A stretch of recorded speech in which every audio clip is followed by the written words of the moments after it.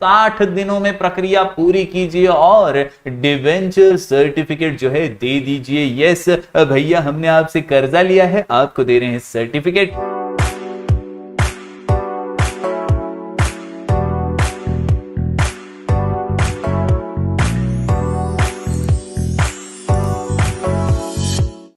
Hello everyone, मैं हूं जयेश राजगौर और स्वागत है आप सभी का इस नए इंटरेस्टिंग यूट्यूब वीडियो में। दोस्तों, हम पढ़ रहे हैं क्लास 12th का एसपी यानी secretarial practice, chapter number 4, issue of debentures. जी हां दोस्तों, छोटा सा चैप्टर है, नन्ना मुन्ना सा चैप्टर है, आसानी से फटाक से 2-3 वीडियोस में हम इसे कवर कर लेंगे। दोस्तों, पिछले वीडियो के अंदर हमने देखा provisions for issue of debentures और आज के इस वीडियो में हम देखने वाले हैं procedure which is to be strictly followed for issuing debentures, यानी डिबेंचर्स इशू करने के लिए कौन सी प्रक्रिया को फॉलो करना है, क्या प्रोसीजर है जो स्ट्रिक्टली फॉलो करना है। जी हां दोस्तों, कुल मिलाकर के 11 स्टेप्स हैं और 11 स्टेप्स को लाइन से ही हमें समझना है, तभी ही हम इसे अच्छे से प्रोसीजर के तौर पर लिख पाएंगे, अच्छे से प्रैक्टिस कर पाएंगे। Procedure for issue of debentures में सबसे पहले पास रिजोल्यूशन इन बोर्ड मीटिंग, इसके अलावा hold extra ordinary general meeting EGM जिसे कहते हैं, इसके अलावा filing with registrar of companies, obtain credit rating, enter into underwriting agreement, एक अग्रीमेंट साइन करा लीजिए,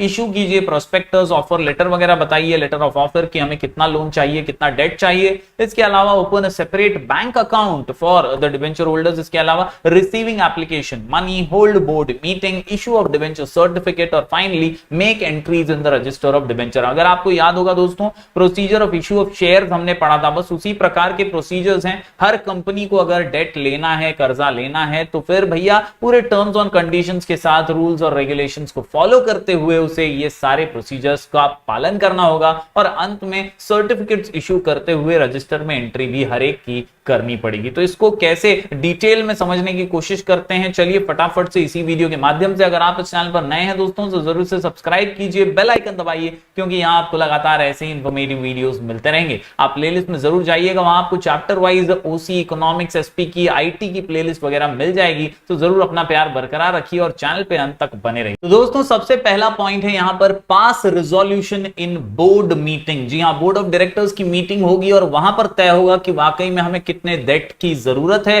कितना कर्जा लेना है और कैसे हम डिबेंचर होल्डर्स को पे ऑफ करेंगे और कितना ब्याज वगैरह देंगे। इन the board meeting everything should be cleared of और फिर एक रेजोल्यूशन पास करते हुए आप डिबेंचर इशू करने का निर्णय ले सकते हैं। In the board meeting following resolution will have to be passed, amount and type of debentures to be issued and terms and conditions for issue. इसके अलावा अप्रूव्ड प्रोस्पेक्टस और ऑफर लेटर के बारे में चर्चा होनी चाहिए, उसका डिस्कशन होना चाहिए। इसके अलावा दोस्तों, approve appointment of debenture trustees. आपको कई बार डिबेंचर ट्रस्टीज भी अपॉइंट करने पड़ते हैं ताकि भरोसा बना रहे और इन ट्रस्टीज के अपॉइंटमेंट की भी प्रक्रिया आप इस मीटिंग में चर्चा कर लें। Authorise board to create charge on assets of the company. कई बार ऐसा होता है कि डिबेंचर होल्डर्स को हमें असेट्स का भी चार्ज देना पड़ता है, कभी हम अगर पे नहीं कर पा रहे हैं पैसे तो असेट्स को वो डिबेंचर होल्डर्स ले लेंगे। तो ऐसे में चार्ज ऑफ असेट्स क्रिएट कितना करना है वो भी डिसाइड इसी मीटिंग में हो जाना चाहिए।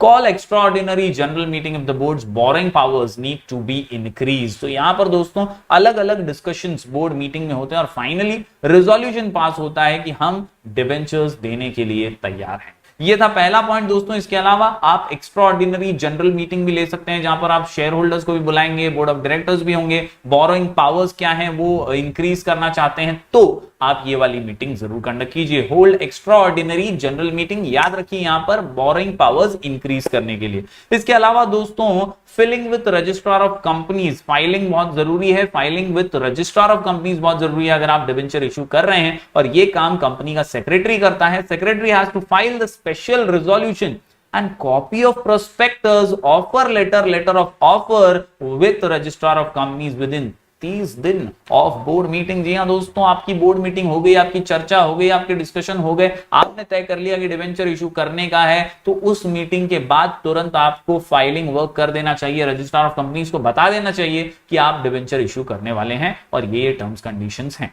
इसके अलावा ऑब्टेन क्रेडिट रेटिंग बहुत मायने रखता है, क्योंकि डिबेंचर होल्डर्स जो हैं वो ये सारी चीजें देखते हैं, फिर ही आपको पैसा देंगे।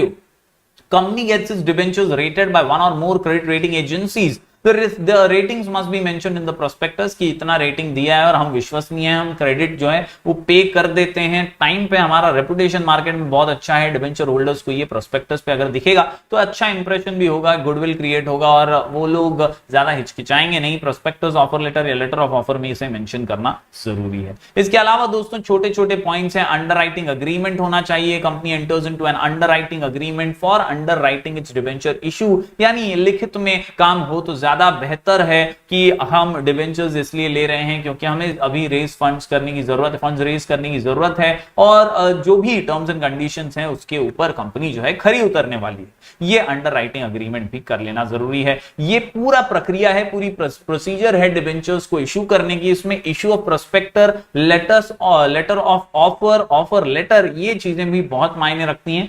कंपनी इशू करती है प्रोस्पेक्टस को if it is inviting the public to buy its debentures.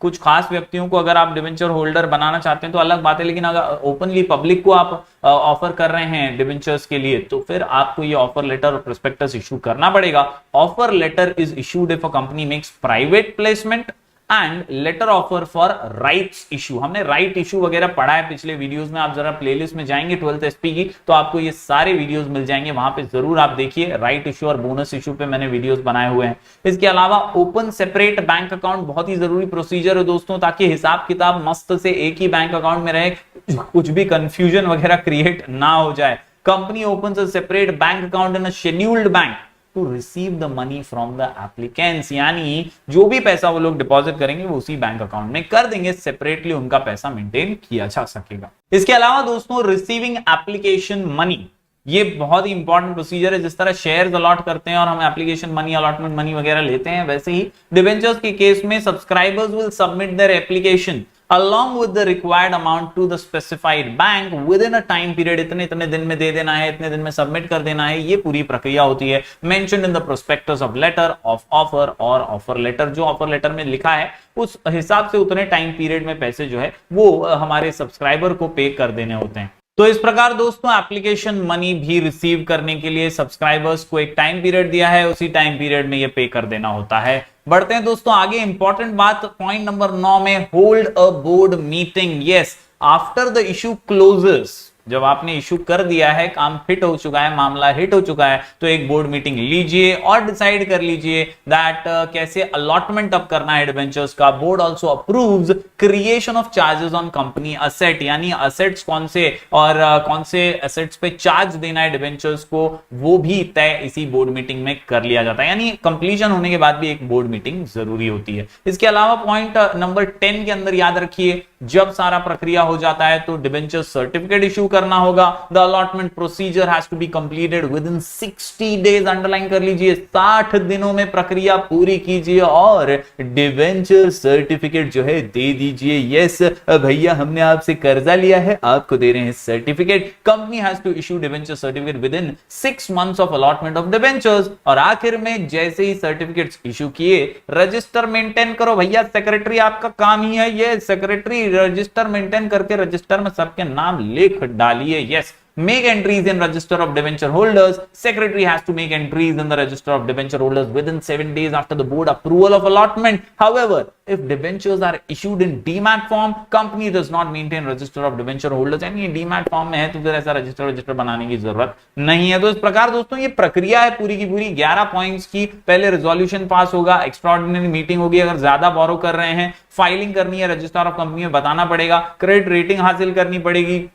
इसके अलावा एंटर इनटू अंडरराइटिंग अग्रीमेंट, इसके बाद प्रोस्पेक्टस बताइए, सेपरेट बैंक अकाउंट खोलिए, एप्लीकेशन मनी लीजिए, मीटिंग होल्ड कीजिए, क्लोज करने के टाइम पे सर्टिफिकेट दीजिए और रजिस्टर में एंट्री कर लीजिए। तो इस प्रकार ये 11 पॉइंट्स हैं, इसको फॉलो करते हुए आसानी से इशू डिबेंचर कर सकते हैं हर कंपनी के मालिक। ठीक है, इसके अलावा दोस्तों कुछ और इंपॉर्टेंट चीजें जो कि हम ऑलरेडी कई बार डिस्कस कर चुके हैं। डिबेंचर ट्रस्टीज बहुत ही इंपॉर्टेंट रोल प्ले करते हैं। अगर 500 से ज्यादा लोगों से आप डेट ले रहे हैं, डिबेंचर इशू कर रहे हैं, तो फिर ऐसे में आपको डिबेंचर ट्रस्टीज बहुत ज्यादा आवश्यक होंगे और अपॉइंट करके उनकी एक कमिटी गठित करके आप ट्रस्ट डीड वगैरह फॉर्म करते हुए काम आगे चलाएंगे। The trustees become the custodian of the assets on which the charge has been created बहुत ज्यादा ये इंपॉर्टेंट बात है, जहां पर डिबेंचर ट्रस्टीज का रोल महत्वपूर्ण हो जाता है। इसके अलावा दोस्तों डिबेंचर ट्रस्ट डीड भी बहुत जरूरी है। The deed also defines the rights of debenture holders and the duties and powers of debenture trustees.